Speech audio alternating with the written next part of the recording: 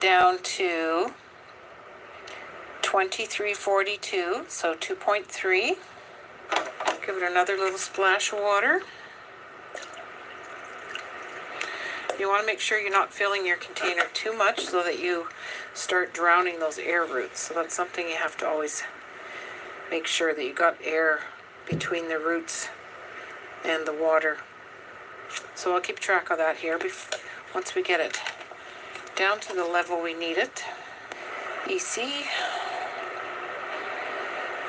Now it's at 2.126. So 2.1. For me, that's close enough.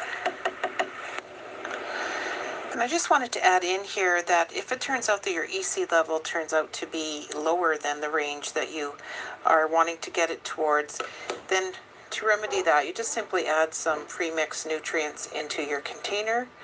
Check the EC level until it reaches the range that you want it to be. So then we're going to try testing the pH. Now that we got that EC where we want it, I'm going to stick in my pH meter.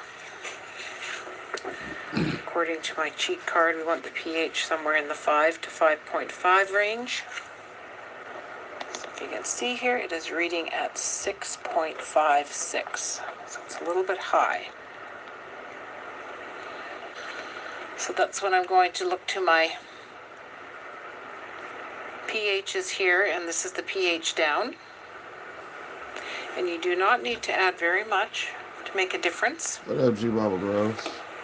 Again, I don't worry about measuring or keeping track of how much I put in, because I would never keep accurate records if I did it that way.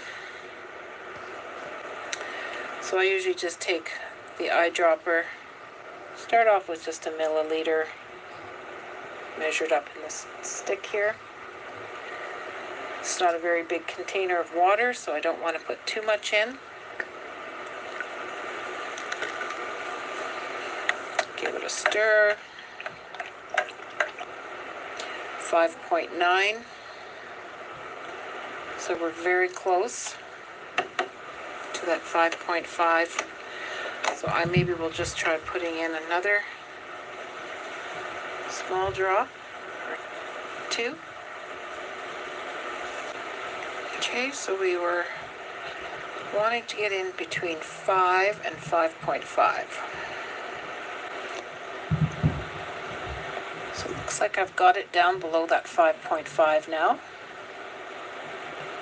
So I'm happy with that. But it is kind of a fun thing to do with your plants every day or two and see if it does make a difference. So after adjusting the pH, I just double checked my EC again, and it seems to be good still. It's around 2.1. This should be a happy cucumber. His roots sure look happy.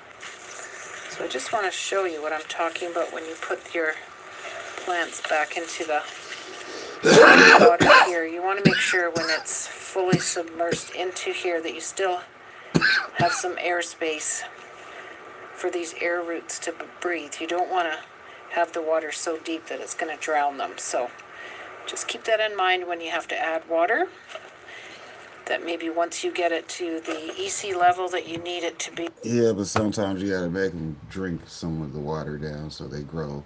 You know how plants are; they like to be put in situations where they gotta survive so they can thrive. You may have to remove some of the water. So I hope that you found this video helpful, and if you are thinking about trying indoor growing using the hydroponic method, I hope that I have taken away some of the fears and some of the questions that you may have of how it all works and how to mix up your nutrients and keep your plants happy and healthy.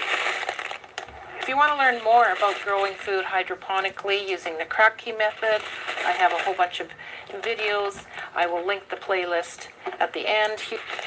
So I hope you will check out my other videos and give hydroponic growing a try. Oh, checking the pH is fun, G Bobble Grows. That don't lie to people. It's highly fun.